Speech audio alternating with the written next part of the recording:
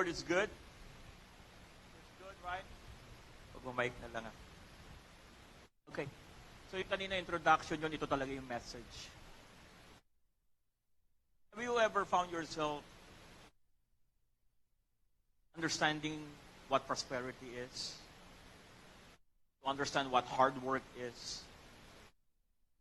You've been taught about favor, creativity, opportunity. Then pag pinag-usapan natin kung may mga trabaho tayo, overtime, bonus, negosyo, pananampalataya. Pero parang laging kulang. Parang, Lord, I work super. Then, lagi ako nag-overtime.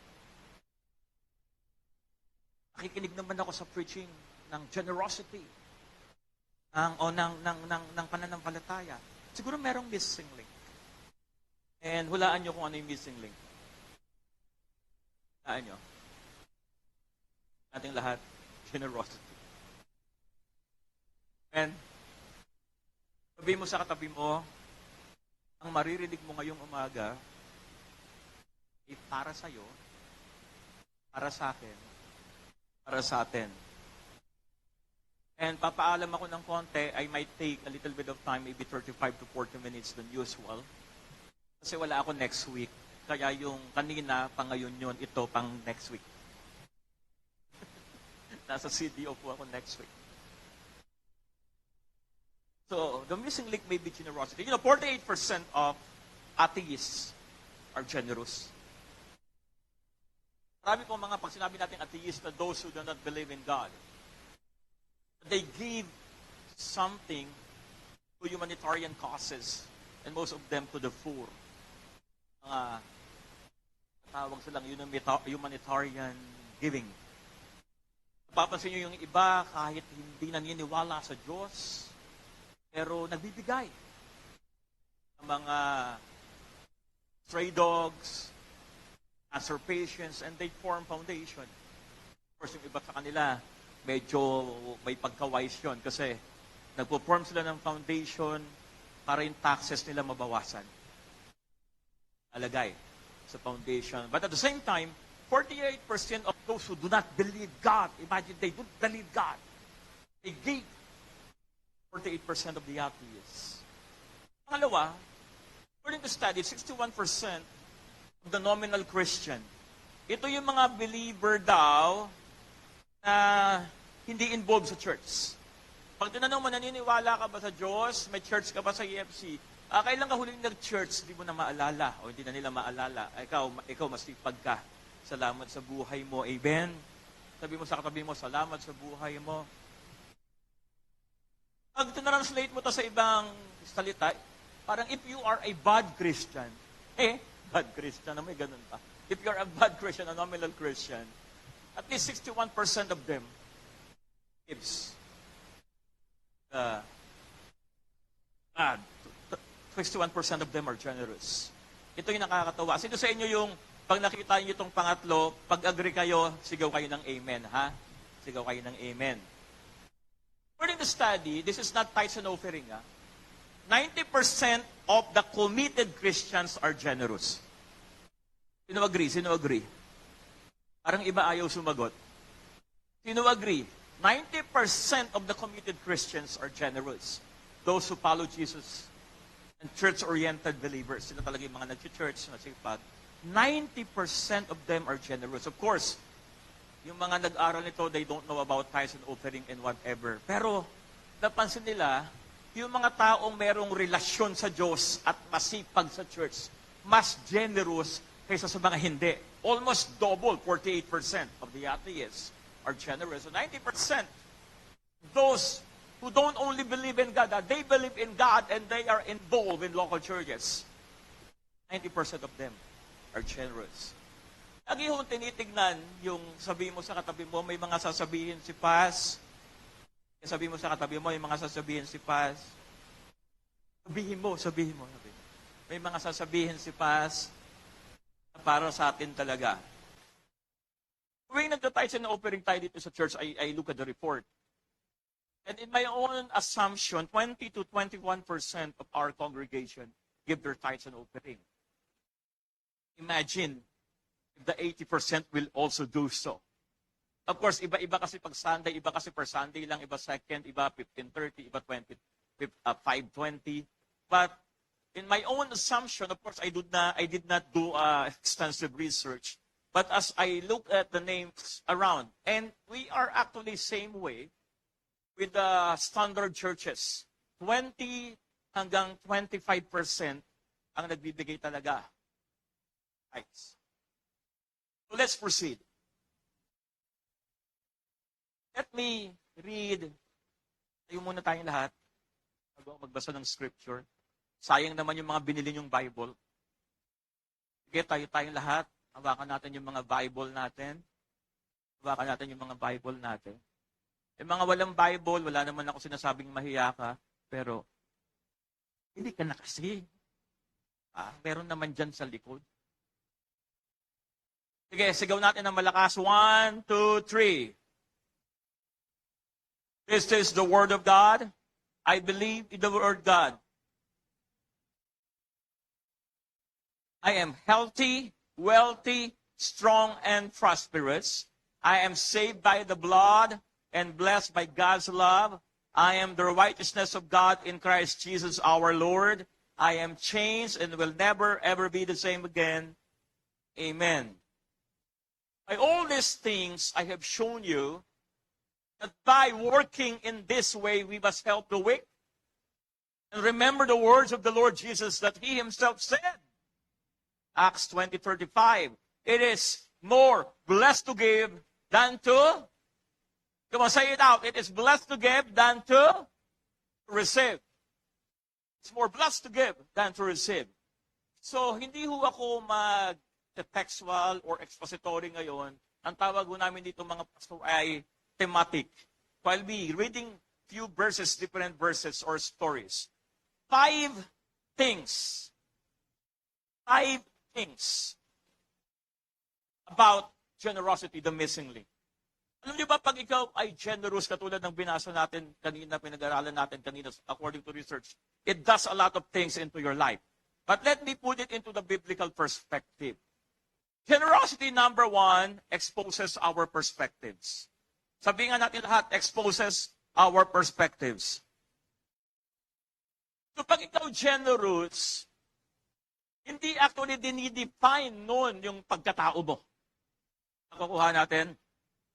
Ini-expose nun yung pananaw mo. Sa mga blessings na meron ka, sa mga bagay na meron ka, business, trabaho, or whatever you are receiving, blessings that you are receiving. Let me read. Deuteronomy chapter 8, verses 17 and 18. Mas magandang adhan na to, kaya lang we don't have time from 15 to 21. Pero babasahin lang natin 2 verses. Deuteronomy 8, verses 17 and 18. Let me read verse 17 in different translations. Sabi sa New Living Translation, He did all this to you. He did all this so you would never say to yourself, I have achieved this wealth with my own strength and energy. So sabi ng Panginoon, ginawa niya ito sa iyo at huwag mong sabihin that you have achieved this wealth with my own strength and energy. Sabi niya sa Easy Translation, you must never say to yourself, I have got all these valuable things because I am strong and clever. Huwag na huwag mo sasabihin sa sarili mo na nakuha mo ang mga bagay-bagay dahil ikaw ay malakas at matalino. Sabi sa Good News Translation, so then, you must never think that you have made yourselves wealthy by your own power. Strength. Sabi sa New Living Bible or New Living Version, be careful, or New Life Version, sorry. Be careful not to say in your heart, my power and strong hand have made me rich. Let me read few verses more. The translation. Sabi sa NET, New English Translation. Be careful not to say, my own ability and skill have gotten me this wealth. Contemporary English version. When you become successful, sabi natin lahat, I am successful. Come on, say it, believe it, I am successful. Walang problema maging successful. Naniniwala tayo magiging successful tayo, at patuloy tayo magiging successful. We are not against wealth. Amen? It's just how we handle what we have. Sabi dito, sa contemporary English version, when you become successful, don't say, I'm rich, and I've earned it all myself. Sabi ng scripture. Sabi sa Revised Standard Version, RSV, beware, lest you say in your heart, my power and the might of my hand have gotten me this wealth. Ang sabi dyan. Then, ang sabi sa New King James Version, then you say in your heart, kasi hindi natin sinasabi, pero ayun yung nararamdaman natin. Ayun yung pakiramdam pala natin. And you say in your heart, my power and my might and the might of my hand have gained me this wealth. Sabi natin lahat, mali. Come on, say it out, mali. We are successful because of the grace of God and we believe it. We put into action what we believe. Amen? Hindi ka rin naman kasi magiging successful pag hindi ka talaga naging hardworking. Pero yung pagiging hardworking mo, resulta yan ng lakas ng Panginoon na binibigay sa'yo. Opportunity, open doors, and such thing. So let me read verse 18. NIV. Kasunod to. But remember the Lord your God. Sabi natin lahat, remember. Can you say louder than that, remember? No, the word remember comes from the word reenact. Remember, reenact. Do it again. Go back. In other words. Ito yung paniniwala mo noon, ito yung sinasabi mo noon, pero dahil medyo may mga nangyari na hindi maganda at maganda, parang nagbago ng konti. So sabi ng Panginoon, remember. Do it again. Reenact what you used to believe. Remember. The Lord your God, for it is He. Sabi natin lahat, it is He. Medyo masaya. Yung habang binabanggit natin, medyo natutuwa si Lord. It is He. It is He who gives you the ability to produce wealth. You know what? My problem with some of the raised preachers right now, including myself, we tend to teach that when you pray, God will give you wealth. No, He doesn't give wealth. He gives us the ability. Amen. He gives us the ability. He gives you skills, giftings. He gives you all those necessary talents you need. He gives you the strength to do what He is asking you to do. He gives the ability to produce wealth and so confirm His covenant which He swore to your ancestor that it is today. Sabi ng Panginoon, I will bless you. And you will be a blessing. What He said to Abraham. And He said, basically ganito sinasabi niya, yung pangako kong yan, yung covenant ko na yan, mangyayari at matutupad dahil bibigyan kita ng kakayahan. Amen?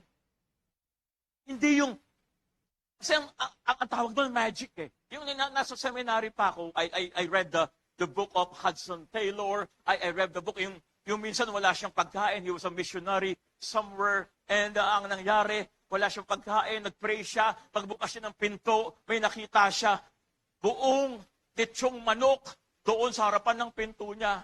Ang sabi niya, it's a miracle. Buti na lang ang sinabi niya, miracle. Hindi siya nang sinabing, it's a magic. Sigurado ko, hindi nakita ni Hudson Taylor may nagdala doon. Sino mag-a-agree sa akin? Hindi yung bigla na lang may lumitaw.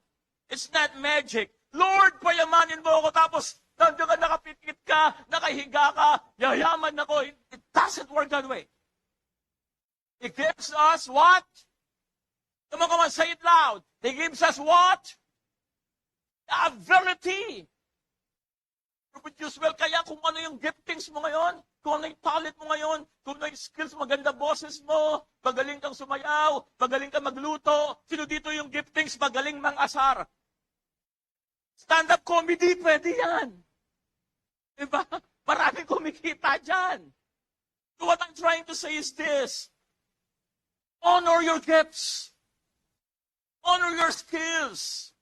Hindi lahat ng tao magaling magsalita. Hindi lahat ng tao magaling magluto. Hindi lahat ng tao magaling kumanta. Amen? Hindi lahat ng tao magaling sa computer. It's the ability to produce will. Let me read this from the New King James Translation. And you shall remember the Lord your God, for it is He, sabi natin lahat, it is He. Pwede bang isigaw natin pangalan ng Panginoon, ang aking Diyos. It is He. It's God. Social ng iba, no? Sabi ko, sabihin natin, ang aking Diyos. It is God. Wow. Social, ayaw ng Tagalog. English. You shall remember the Lord your God, for it is He who gives you the power. Sabi natin lahat, the power. So it's not wealth that God gives.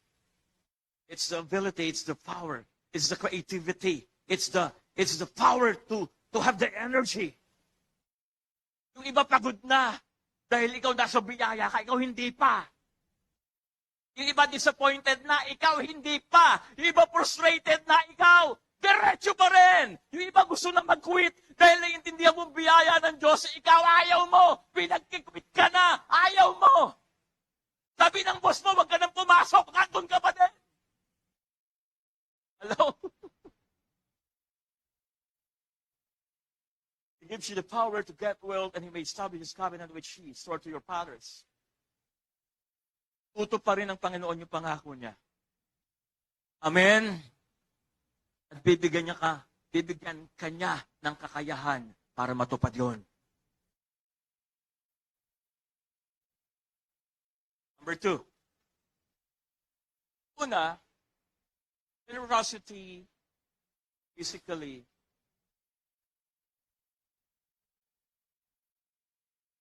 gives or it exposes our perspective. Feeling ko ba nagpayaman sa sarili ko ako? Feeling ko ba naging successful ako dahil sa sarili ko? O dahil sa Panginoon na binuksan lahat ng opportunity, lahat ng doors, at iba't ibang bagay sa buhay ko? Amen. Ako natutuwa ako ngayon sa church. I'm really happy. Yung nakaraan nga kahit yung si Kim ko nasa Japan, nagkikwentuhan kami sa chat. Natutuwa ako ngayon dahil ang dami ho sa inyo dito yung mga young people. Kasi dito sa church, church na binago ng Panginoon. Sabi natin lahat, binago ni Lord. Yung buhay. Acceptance, grace. Pero we have now learned that it's not only acceptance, it's also empowering. Hindi ka lang binago ni Lord, binigyan ka ng kakayahan para maging successful. Binigyan ka ng kakayahan para magkaroon ng trabaho, para magbukas ng negosyo. Binigyan ka ng kakayahan ni Lord para yung mindset mo maging established. Pagbalik ko sa March 24, di ako sure. Mag-extend ako sa Masbate. Meron na ako ipipreach eh. Yung leadership turns into leadership, into leadership. At ito lahat nagsisimula. Hello? So, generosity, pangalawa, expresses our faith. Una, ine-expose dito kung ano yung standing mo ngayon. Feeling mo ba, ikaw talaga ang dahilan? O naniniwala ka, at the end of the day, si Lord pa rin? Amen? Amen? Parang mahina. Amen? Pangalawa, generosity expresses our faith. Sabi sa Malakay 3:10, ito paborito ng iba to, Malakay. Tithes and offering to, sigurado, may rubbing na dito, rubbing alcohol. Pag-uusapan na agad dito pag Malakay. Pero, they actually, most of what I heard, preaching this. The pastors I heard preaching this. They focus much on the robbing. But it's not actually about the robbing.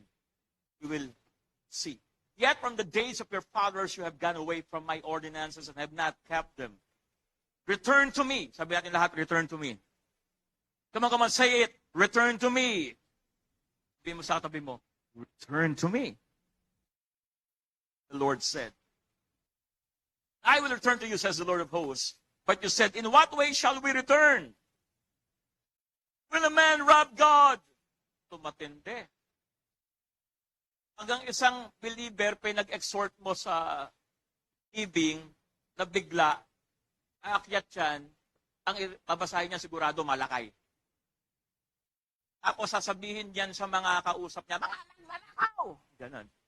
Hello? It's not the new covenant. Hindi ho tayo magnanakaw. Hello? Alam mo, pag hindi ka nag-tithes, hindi ka nagnanakaw. Parang ayaw pakinggan ng finance yun eh, no? Gusto talaga ng finance, pag hindi ka nag-tithes, nagnanakaw ka. Hindi ka nag-tithes, hindi ka nagnanakaw. It's actually more than that. Nagtitiwala. Hello? Hello? Lord, kasi hindi naman siya bigay-bawi eh. Hindi siya bigay-bawi. Binigay sa'yo, pag hindi buminilig sa akin yan, ninanakawan mo ako. No, I don't believe that. Personally, I don't believe that. Tithes and offering, it's an expression of gratitude. Lord, 10% is a number of representation. Wala na akong time i-discuss yan. And more than that, it's a number of representation. This is expression of my faith.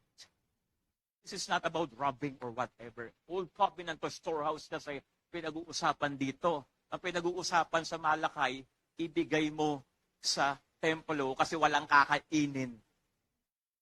Yung mga saserdote, yung mga pare. Feeling ko, kung ganun pa rin ngayon, baka hindi ako ganito kalusog. Hello? Kasi 20% lang ang nagbibigay ng tithes and offering. Mga crops, vegetable and plants pa rin. Feeling ko. Will a man rob God yet have not robbed me? But you say, in what way we have robbed you? In tithes and offering. Then you are cursed with a curse, for you have robbed me, even this whole nation. Bring all the tithes into the storehouse. Sabihin natin lahat, storehouse. Yung Friday, kausap ko yung mga pastor. I was sharing this to them. Ang churches kasi sanay ako kahit sa daddy ko eh. Hanggang ngayon sa church, ganun. Pati sa pre-mission, ganun ako eh. Hindi ko talaga dinidemand ng tithing. Ini-encourage ko talaga yung mga churches ng pre-mission to give their tithes. Same way here. Hindi ka namin pipilitin kung gusto mo mag-tithes o hindi. Pero papaliwanag namin sa'yo bakit mahalaga. Amen? And I was telling them, kasi yung isang pastor sabi niya, naka-live tayo, no? Ilang? Isang pastor sabi niya, hindi muna kami nagbibigay ng tithes kasi iniipon namin for the pastor's welfare ng local church namin. Eh, medyo malambing ako na matapang pagdating sa mga ganyang discussion. Sabi ko sa kanya, alam mo ba sa Old Testament, even in the New Testament, yung mga binibigay nilang tithes or offering or giving, how they want to discuss that is this. Storehouse, yung ibang mga pastor nahihiyang sabihin. Pero ang mga tithes and offering and giving, para talaga yan sa operation ng church. Hello? Ay, bago yung sapatos ni Pastor Nike. Galing yan sa tithes. Kung sakaling totoo, why, anong mali? Hello? Kung binigyan ako ng support ng church, pinuha ko yung pambili ko ng sapatos ko doon, what's wrong with that? Are we getting the point? Because our giving is for the operation of the church. And I don't tell. Kung magbibigay ako ng tithes, pastoral law, o sa finance, ito yung tithes ko. Ito gagawin nyo Yung 10%, bigay nyo sa ganito. Yung ganito, bigay nyo sa ganyan. No. Ang sabi sa scripture, give it to the storehouse. Bahala yung church doon. Kung nagkamali sila ng pagkamit, kasalanan nila yon. Bahala si Lord sa kanila. Amen? Storehouse. Sabi dito, and try me now in this, says the Lord of hosts. If I will not open for you the windows of heaven. Sabi natin lahat, the windows of heaven. Is it tithing that opens the windows of heaven? Answer me. Huwag kayong malungkot. Nagpipreach lang ako, hindi ko kayo pinapagalitan. That's where the condemning pastors commit the mistake. It's not the tithing that opens the windows of heaven. Mamaya, sabihin ko kung ano. If I will not open for you the windows of heaven and pour out for you such blessing that there will not be room enough to receive it. Sino sa inyo nangangarap ng ganyan? Yung blessing ni Lord hindi nakasya sa bank account mo. Sabi na ng BDO, ayaw na namin. Ang nag-deposit ka. Piruin mo, tinanggihan ka ng BDO tsaka ng Metro Bank. No? Ganap ka ng rural bank. This is the point. Ang context ng Malachi is not about robbing God or whatever. It's a description. But that's not the context. Ang pinaka-context ng Malachi ay, sabi natin lahat, return to me. Sabi natin lahat, return to me. Because our generosity is an expression of our faith. And that faith becomes deeper, stronger, and bigger when we have a wonderful, intimate relationship with God. Amen.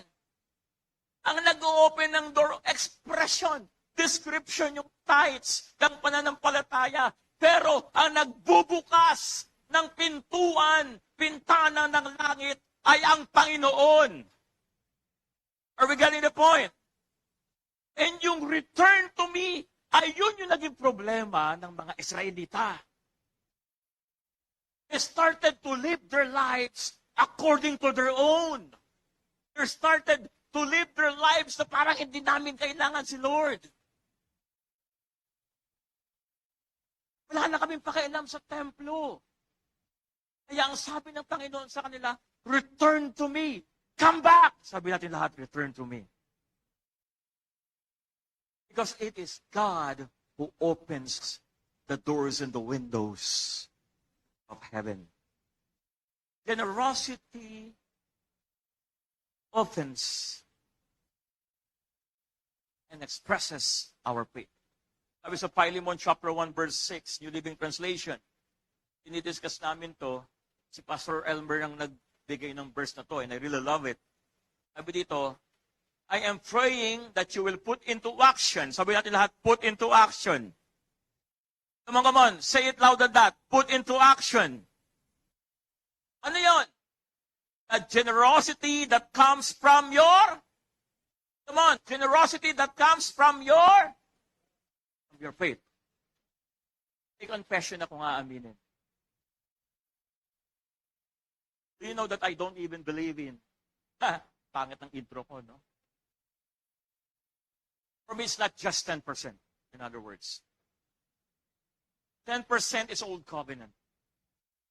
New covenant, God owns everything. Amen? I respect people who don't believe in 10%. Huwag mo lang gagawing palusot. Sabi mo sa katabi po, huwag lang palusot. Ang old covenant kasi 10%. Ang new covenant, ang sabi, it is a better covenant. Sabihin natin lahat, better. So, old covenant, ang forgiveness of sin, 1 taon. Pag-offer ka ng animal, papatawarin ka ng gayahin nyo nga siya, ng 1 taon. Eh, ang sabi ang new covenant, better covenant. Ang better covenant, ganito. Yung offering ni Jesus Christ nang pinako siya sa krus, hindi lang 1 taon. Gaano katagal? Gaano katagal? Sabi natin lahat, forever. Because it's a better. Mas maganda, mas malaki. Amen. If you don't believe in tithing, I'm one with you. Kailang siguraduhin mo lang na better. Sabi mo sa katabi mo, siguraduhin mong better. Sabi ng iba, ano daw? Sa Tagalog, ibig sabihin ng mas malaki sa 10%. Pag mas maliit, ang tawag doon, baloney. Hello? Saktan na kayo kung masasaktan kayo, but this is true, ha? Ang tawag doon, palusot. I am praying that you will put into action the generosity that comes from your faith. So yung generosity natin, expression ng, sabi natin lahat, pananampalataya. Sino agree? Yung wala ka na, for example, sumweldo si Monica. Monica si. For example, si Monica sumweldo. Nag-compute si Monica. Hindi ko natatatungin kung magkano yung sweldo mo. Kunyari 30,000. Kunyari lang. Hindi ko alam baka sabihin niyo 30,000. Tapos, ito yung sa kuryente, para kay nanay, para sa pamilya, para sa jowa, wala yun, nag-react. Tanggalin natin yung para sa jowa. So, para sa ganito, then nag-compute ka, tapos, bandang uli, ito yung para sa church, ito yung generosity ko, ito yung tithes ko, ito yung offering ko, ito yung pledge ko, ay kulang. Sino sa inyo mag-a-agree sa akin? Pag na-compute na natin lahat, kulang ang unang-una nating aalisin yung tithes. Offering. Sino agree? Come on. Sino? Sino naranasan na yon? Sabi mo sa katabi mo, kahit hindi ka magtaas ng kamay, naranasan ko na yon. Hello? But this generosity is an expression. Lagi ko sinasabi, pag ako financially nangangailangan, tapos tinitignan ko yung wallet ko, ganito, ganyan. This is me. At mas gusto kong magbigay kasi alam ko, expression ng pananampalataya ko yon. Amen? Hello? Ayun yung ginawa ng Church of Macedonia. So, yun eh, wag na to. Pangatlo, generosity expands our minds. And we'll say it again, expands our minds. It is God who gives us the ability to produce will. Creativity. Let me read 2 Corinthians 9:11. And this I say, he who sows sparingly will also reap sparingly, and he who sows bountifully will also reap bountifully. Alam nyo ba, walang Hebrew or Greek word na salitang generosity. Sa English na lang ginamit. He who gives generously will receive generously. Ang ginamit sa Greek ay eulogia, which means, from the word, parang eulogy. Less words. Ang ginamit sa Old Testament is the word barak, which means blessing. So, ang generosity pala is blessing. Sabi natin lahat, blessing. So when I become generous, I have the spirit of the blessing. Amen? So, sabi dito, let each one give us his purposes in heart, not grudgingly, of necessity. May ipi-play nga sana kung yung napapanood ko sa YouTube, pag tithes and offering na, sino nakapanood na nun? Yung black person doon, yung church, black church, pag tithes and offering, sayaw ng sayaw yung isa, hawak niya yung envelope niya, tapos umiikot-ikot pa siya, tapos pagbigay niya, wah! Ano gagawa nun? Yung pag tithes and offering na mula sa likod, gaganon to, hawak-hawak mo yung tithes and offering. Tapos talagang enjoy na enjoy ka, sabi mo sa katabi mo, sarap ng ganun, no? Ayaw niyo sabihin, no? For God, sabi natin lahat, read with me, for God, come on, read it for me. For God loves a cheerful giver. And God is able to make all grace abound toward you, that you always having all sufficiency in all things, may have the abundance for every good work.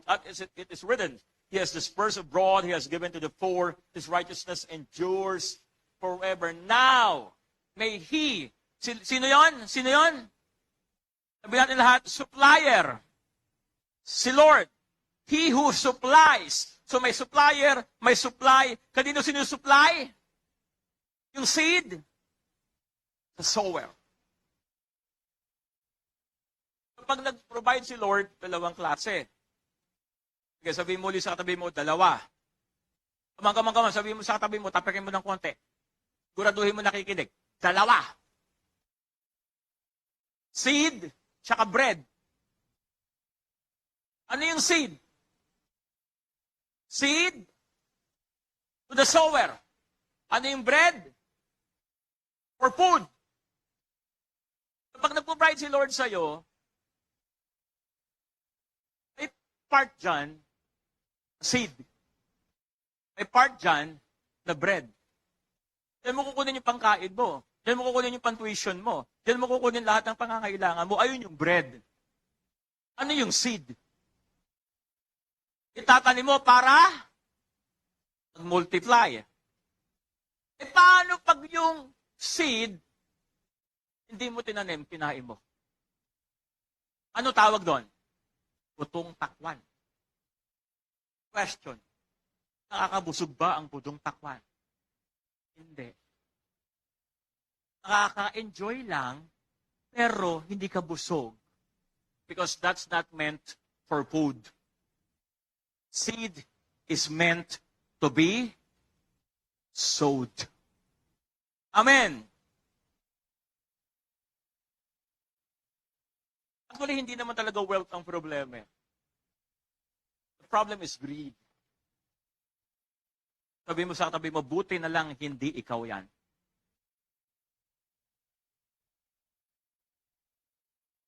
May tatlong klase raw ng giver.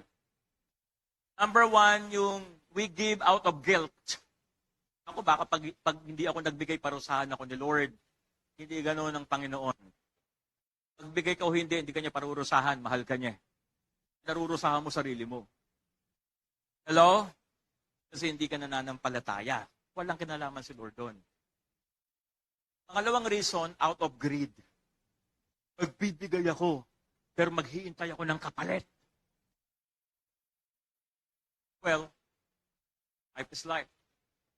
Alam yung pinakamagandang reason? Out of gratefulness. Sabi natin lahat, gratefulness. Mabait si Lord, mabiyaya si Lord, mapagmahal si Lord, I give because I am grateful.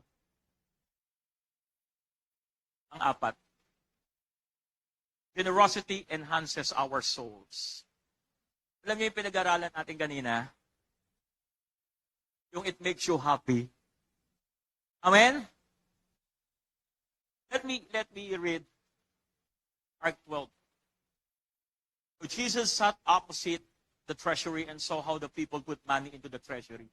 And many who were rich put in much. Then one poor widow came and threw in 2 mites which make a quadrans. Normally, ang sweldo nila sa isang taon is 64 denarius. I-divide mo yon sa 12. Then ang 2 mites ay 1 out of 64. Pinahirapan ko pa kayo, di ba? Basta maliit, in short. Ngayon. So he called his disciples to himself and said to them, assuredly I say to you, that this poor widow has put in more than all those who have given to the treasury. For they all put in out of their abundance, but she out of her poverty put in all that she had, her whole livelihood. Kwentuhan kami ng mga pastor, sabi nila, pero mo, ang liit ng binigay ng widow, pero siya yung nakita ni Lord. Sabi ko, I beg to disagree. Hindi maliit yung binigay ng widow. Pag kinumpara mo, dun lumuliit. Kaya hindi mo dapat kinukumpara yung binibigay mo. Amen? Kaya lang ito. Actually, yung pinakamalaking binigay yung widow. Because she gave everything. Amen? In the standard of the word, yung iba, no. Because the widow gave everything. Ano nangyari? Siya yung Sinabi ni Lord, malupit to. Diba? Malupit to si Ambo. Binigay lahat. No? Malupit to si Matthew. Binigay kay Grace lahat. Ay, may ganun ba? Ang dayo ni Grace. Di raw totoo. Okay. I was wrong.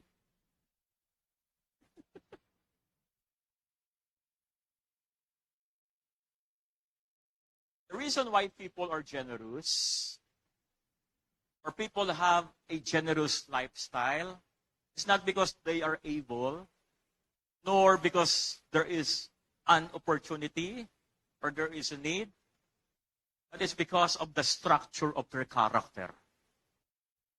Amen? Maraming able, hindi generous. So, hindi talagang able or not ang generosity. It's the structure, our character. Personally, I have found that among its other benefits, giving liberates the soul of the giver. At the end, what really defines those generous people is actually because they are simply grateful.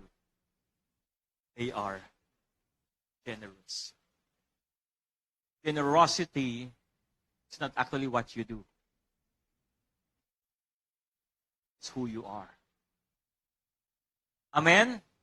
Sabihin nga natin lahat, generosity, loud, loud, loud, generosity is not what I do.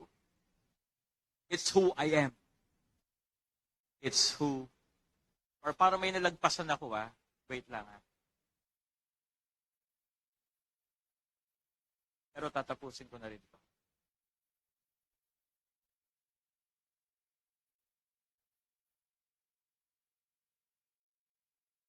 Let me put it this way.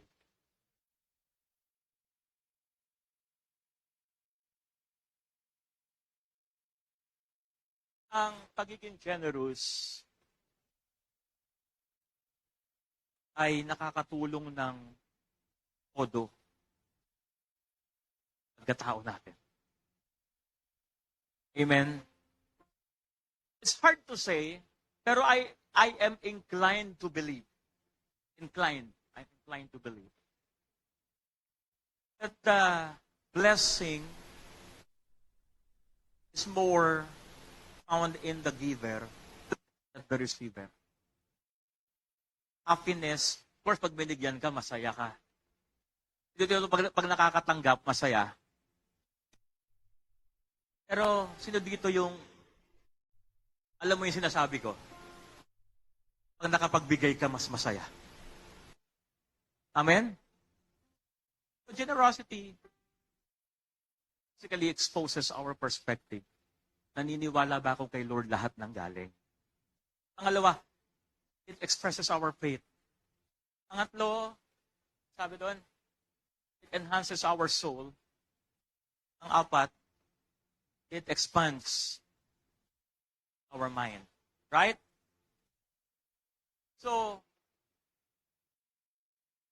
why would I be stingy? Why would I tell myself, okay na yan. Akin to.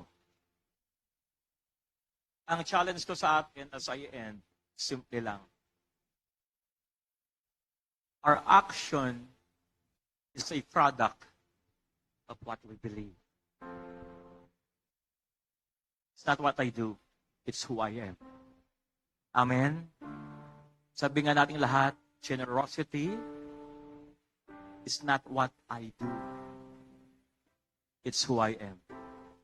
Yung pagbibigay ko ng tithes ko, ng offering ko, o ng giving ko, o ng more than tithes ko, o whatever, sa labas, of course, in the context of EFC here sa church, ang prayer ko yung 20-22% ng mga tithers tumaas this year. Amen? Yun na, ulitin natin. Hindi ako aalis dito pag hindi tayo nag-amen. Kahit ang challenge dapat medyo bumabagal, bibilisan ko to. Ang prayer ko, TFC, yung percentage ng mga tithers natin, tsaka ng mga givers natin, hindi lang 20-21%. I pray na next month maging 25%, next month maging 30, maging 35, maging 40, maging 50%, hanggang dumating yung pagkakataon, lahat tayo naniniwala na lahat ng meron tayo galing sa Diyos. Lahat ng binibigay natin ay ekspresyon ng pananampalataya. Tuwing nagbibigay tayo, ine-enhance natin yung kagalakan ng puso natin. At tuwing nagbibigay tayo, our minds expands. Because it is God who produces, who gives us the ability and the power to produce wealth. Amen? Sabi mo sa katabi mo, kaya mo pa? Kaya mo yan. We are blessed. Amen? Come on, loud. We are blessed. We are blessed. The Lord is so good. Sorry for taking much of your time, but I'll be not here next week. I don't know if I will be here next week. Nasa CDO ko next week. Nasa Masbate ako next week. But this is really what it's in my heart. Alam niyo, nabasa ko kasi itong mga research tas itong studies. Natuwa ako ng todo. Kasi alam ko, ang EFC maraming generous. Amen? At hindi ako magyayabang, hindi ako magsasalita. Pero isa talaga yan sa natutunan ko sa tatay ko eh. Pagiging generous. Not based on what you have, but based on who you are. Right? At naniniwala ako, marami sa atin, inopen ni Lord yung mind ngayon. Marami sa atin in-encourage si Lord, yung pagbibigay ko pala hindi nawawalan ng kabuluhan.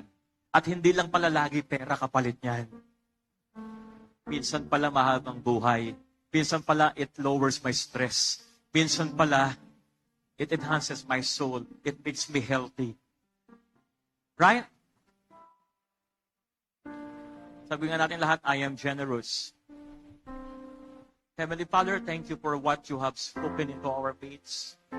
I pray that it won't just be a lecture, but it will be a challenge to each one of us.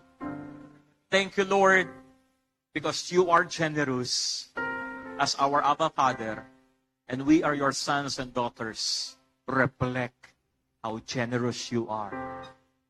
To you we bring back all the glory. In Jesus' name we pray. Amen.